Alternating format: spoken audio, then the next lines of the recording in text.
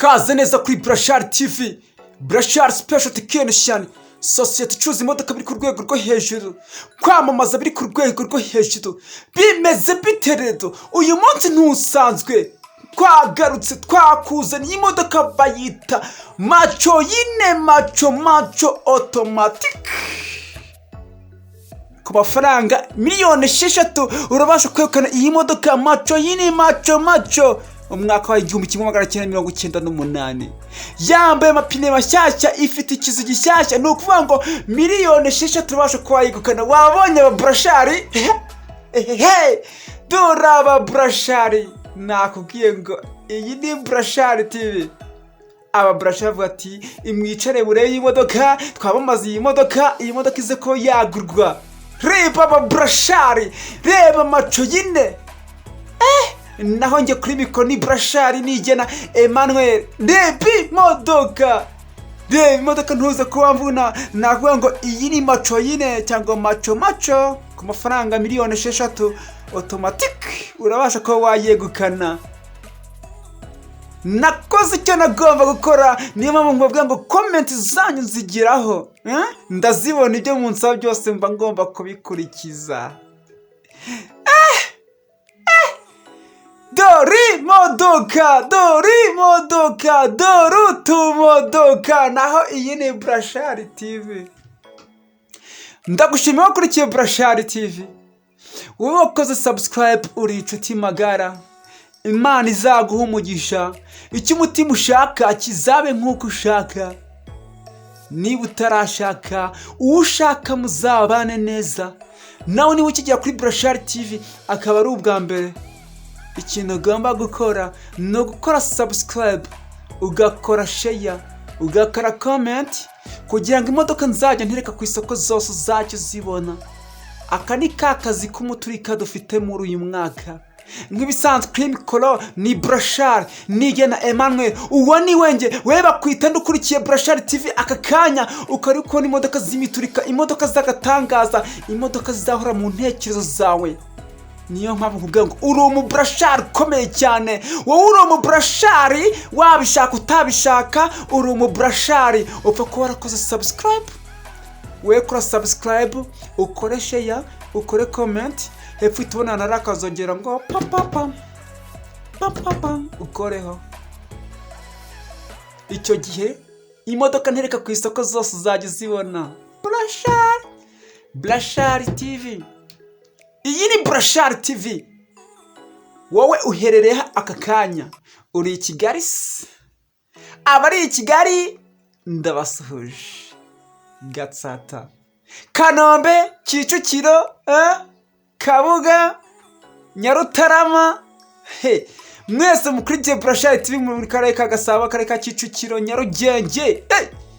Mwe mwese niba mbabwira ngo muri inshuti magara, muri abantu bakomeye buriya.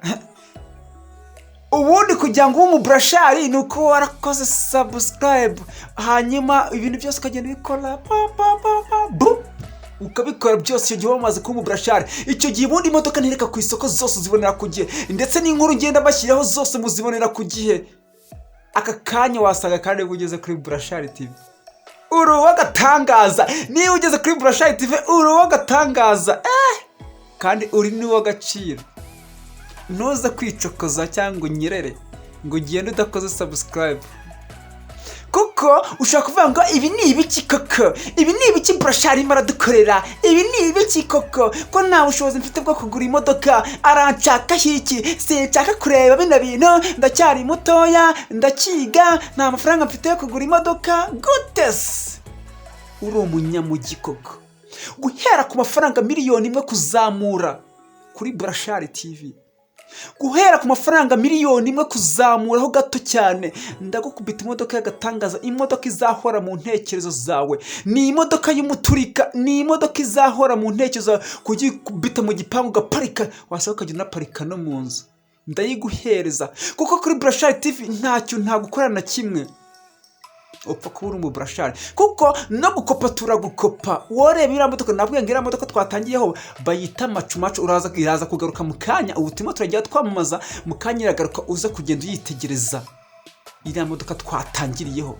Nakubwira ngo amafaranga miliyoni 6 turayegukana ni automatique nziza cyane. Umwaka w'1998 niwo mwaka wayo, 1998. Iriya modoka ibifite ubushobozi bwo kuva i Kigali cyangwa kuva mu Burasirazuba ikajya mu Burengerazuba hari ukoresheje amafaranga ibihumbi 10 bya essence, kuko inywa nka moto. Niyo mpamvu ziriya modoka zikundwa. Mu misozi ziraterera, ahantu haterera ziraterera. Ariko kandi rero ikizabwira ko kuri Burashari TV nta kibazo, iyo uri mu modoka kuri Burashari TV uba ufite umutekano ko imodoka yawe ari nzima, kuko tuba twayicekinze neza ku buryo buhagije. Niyo mpamvu ikizabwana none ko waguze neza ni uko ugura imodoka wayigeza mu rugo, igihe cyose wazakenera kuyigurisha ukayigurisha amafaranga aruta ayo wayiguze. Bikora bite rero ibyo bintu? Bikora bite? Kuko nta handi hantu uzabisanga usibye kuri Burashari TV. Uzaza urebe. Dukora Kigali Remera, Kigali Gikondo, Majerwa. Tugukubita imodoka ikiri nshyashya itarakwandagirwaho n'undi muntu. Imodoka ikiri nshyashya.